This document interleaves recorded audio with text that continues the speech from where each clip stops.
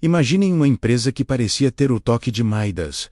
Tudo o que ela tocava virava ouro. Wall Street a amava, os investidores sonhavam com suas ações.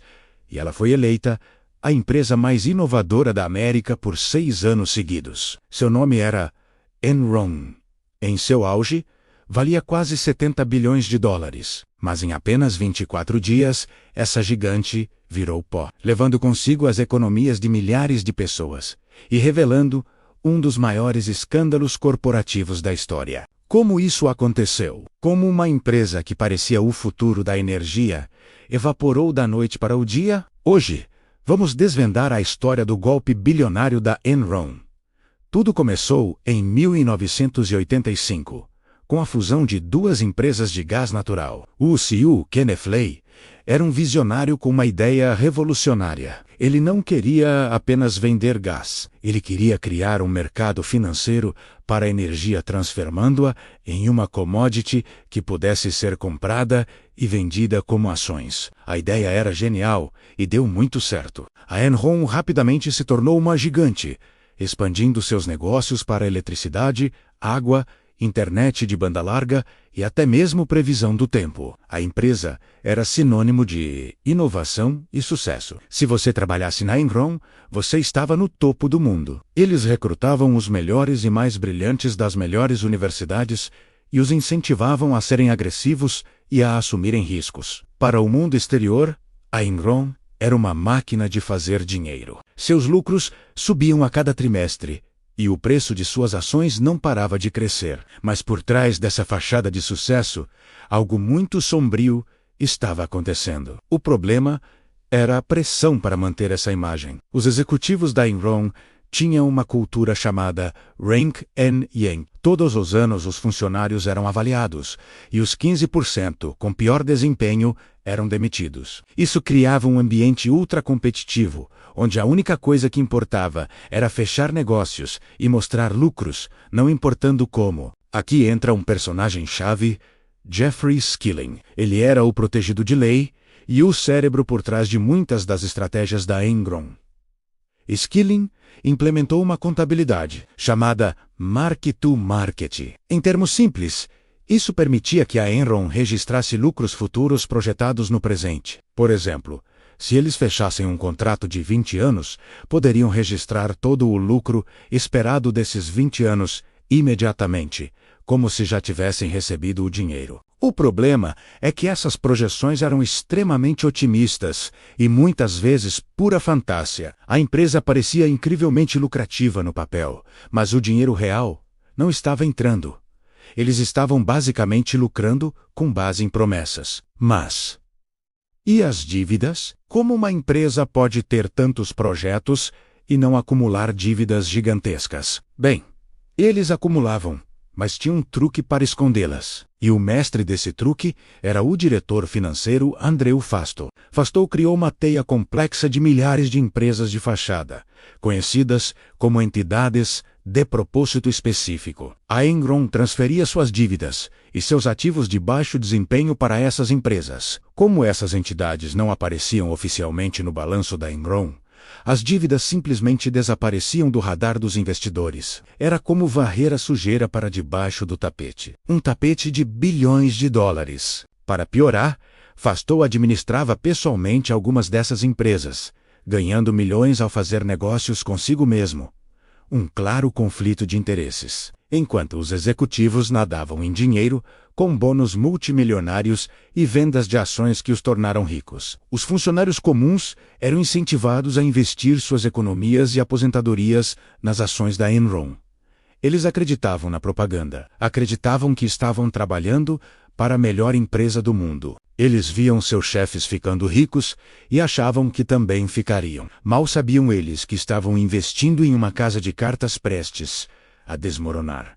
A confiança era total. Ninguém questionava os números, porque os números pareciam bons demais para serem falsos.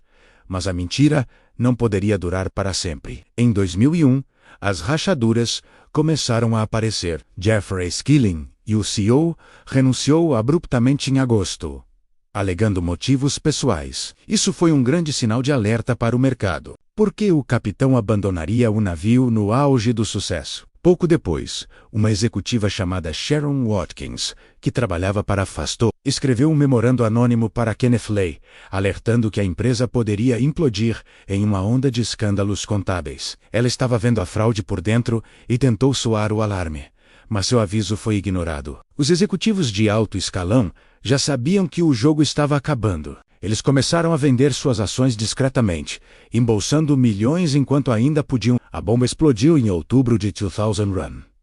A Enron anunciou uma perda chocante de mais de 600 milhões de dólares e uma redução de 1,2 bilhão de dólares no valor de seus ativos. O mercado entrou em pânico. A SEC, a Comissão de Valores Mobiliários dos Estados Unidos da América, abriu uma investigação. Foi aí que a complexa teia de mentiras começou a ser desvendada. Descobriu-se que a empresa de auditoria da Enron, a Arthur Andersen, uma das 5 maiores do mundo na época, estava não apenas ciente da fraude, mas também ajudou a encobri-la. Quando a investigação começou, os funcionários da Arthur Andersen destruíram toneladas de documentos relacionados à Enron.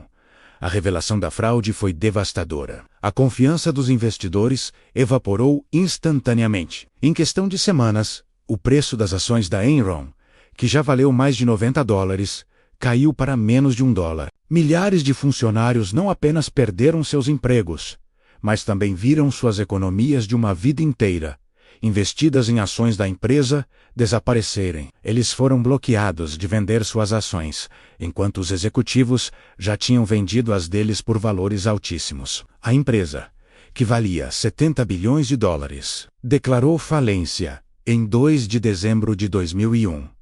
Foi a maior falência da história dos Estados Unidos até então. O que se seguiu foi um terremoto no mundo corporativo. Os principais executivos foram processados. Andreu Fasto, o arquiteto financeiro da fraude, fez um acordo e testemunhou contra seus ex-chefes, recebendo uma pena de 6 anos de prisão. Jeffrey Skilling foi condenado por fraude e conspiração e sentenciado a 24 anos. Embora sua pena tenha sido reduzida posteriormente, Kenneth Lay foi condenado, mas morreu de um ataque cardíaco antes de ser sentenciado. A Arthur Andersen foi condenada por obstrução de justiça e, como resultado, perdeu todos os seus clientes e basicamente deixou de existir, colocando 85 mil pessoas no desemprego em todo o mundo. O escândalo da Enron não foi apenas a história de uma empresa que faliu. Foi uma lição sobre ganância, arrogância e a falha sistêmica de supervisão. A crise levou à criação de uma nova lei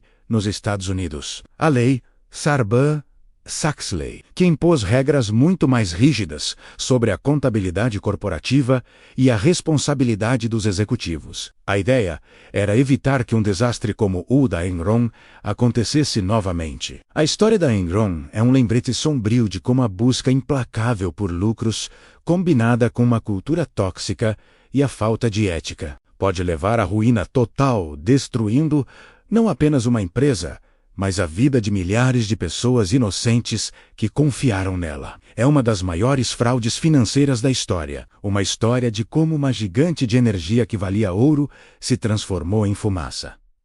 Obrigado por assistir. Se você gostou de mergulhar nessa história, não se esqueça de deixar seu like, se inscrever no canal e ativar o sininho para não perder nossos próximos vídeos. Até a próxima!